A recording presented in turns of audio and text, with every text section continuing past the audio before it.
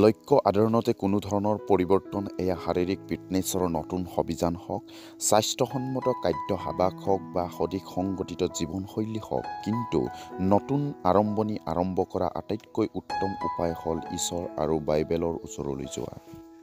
নতুন আৰম্ভণিৰ বিষয়ে আস্থা সদায় উৎসাহজনক, কিয়নো সি আপোনাক আপোনাৰ জীৱনৰ নতুন পৰ্যায়ত প্ৰৱেশ কৰাৰ লগে লগে এক সতেজ দৃষ্টিভংগী দিয়ে। ঈশ্বৰৰ চিৰকাল আৰু সুৰক্ষাই প্ৰতি বছৰে আপোনাক অনুসৰণ কৰিব। এইয়ে কিছু বাইবেলৰ পদ লৈ আহিছোঁ। এই পদবোৰে সত্যৰ অধিক সোঁৱৰণি হিচাপে আপোনাৰ জীৱনত কাম কৰিব। পবিত্ৰ বাইবেল ২ কৰিন্থীয় 4:18 আৰু 18 পদত কৈছে, আমাৰ এই দুখ কষ্ট কণ্টেকীয়া, এই কণ্টেকীয়া লঘুক লেকে আমাৰ জীৱনলৈ আনিবলগীয়া শ্ৰেষ্ঠ শাশ্বত মহিমাৰ যি অনন্তকলীয়া প্ৰভাৱ, তাৰ লগত আমাৰ দুখ কষ্টৰ কোনো তুলনা নাই। এই কাৰণে দৃশ্য বস্তুলৈ নাচাই অদৃশ্য বস্তুলৈ চাই থাকোঁ হওক, কাৰণ দৃশ্য বস্তু অলপ দিনীয়া, কিন্তু অদৃশ্য বস্তু অনন্তকলীয়া। বেয়া সময় সদায় পাৰ হৈ যায় আৰু ভৱিষ্যতে আমাৰ বাবে যি অপেক্ষা কৰি আছে, এয়া সদায় আমি কল্পনা কৰিব পৰাতকৈ অধিক গৌৰৱময় হ'ব।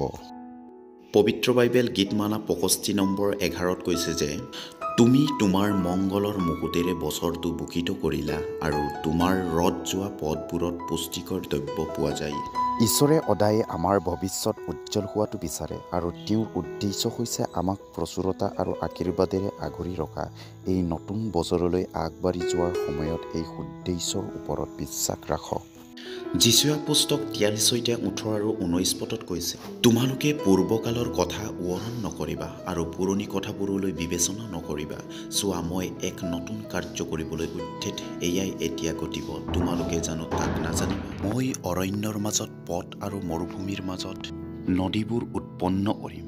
অতীতত আবদ্ধ হৈ থকাটো আৰু কালি যিটো ঘটিল তাৰ দ্বাৰা আৱেগিকভাৱে আঁতৰি থকাটো সহজ, কিন্তু নতুন আৰম্ভণিক সঁচাকৈয়ে আদৰণি জনোৱাৰ একমাত্ৰ উপায় হ'ল পিছলৈ নহয়, আগলৈ চোৱা। যিৰিমিয়া ২৯:১১ পদত কৈছে যে, কাৰণ জিহুৱাই কৈছে, মই তোমালোকৰ বিষয়ে কৰা সংকল্প ময়েই জানো, তোমালোকৰ শেষ অৱস্থাত তোমালোকক আশা দিবলৈ এয়া মংগলৰ সংকল্প, অমংগলৰ নহয়।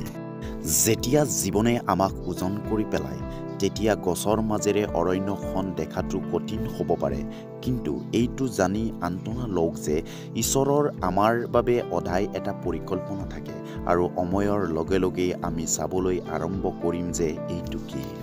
ইয়োব ৮:৭ পদত কৈছে যে, আৰু যদি তোমাৰ পূৰ্বৰ অৱস্থা সামান্য আছিল, তথাপিও তোমাৰ শেষ অৱস্থা অতিকৈ ঐশ্বৰ্যশালী হ'ব। ফিলিপিয়া ৪:৬ পদত কৈছে, আপোনালোকে একোলৈ চিন্তা নকৰিব, কিন্তু সকলো বিষয়তে আপোনালোকৰ যাচনা ধন্যবাদযুক্ত প্ৰাৰ্থনা আৰু নিবেদনেৰে সৈতে ঈশ্বৰৰ আগত জনোৱা হওক।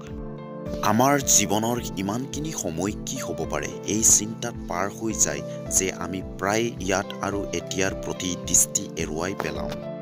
নতুন বছৰলৈ যোৱাৰ লগে লগে আপোনাৰ উদ্বেগ ঈশ্বৰৰ ওচৰত সমৰ্পণ কৰক আৰু দীৰ্ঘদিনীয়া চিন্তা বা ভয়ৰ পৰা নিজকে মুক্ত কৰক।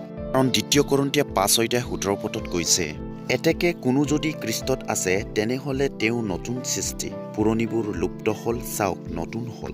পুৰণিৰ সৈতে ওলাই যাওক, নতুনৰ সৈতে সোমাই যাওক। খ্ৰীষ্টই আমাক একেবাৰে নতুন বছৰলৈ লৈ যাবলৈ আহিছে, য'ত আমি একেবাৰে নতুন ইতিবাচক মানসিকতাৰে সতেজভাৱে আৰম্ভ কৰিব পাৰোঁ। এই ভিডিঅ'টোৰ যোগেদি নতুন বছৰৰ নতুন পৰিকল্পনা যেন সিদ্ধ হয়, তেনে কামনাৰে আজিৰ ভিডিঅ'টো ইমানতে সামৰিলোঁ। ধন্যবাদ।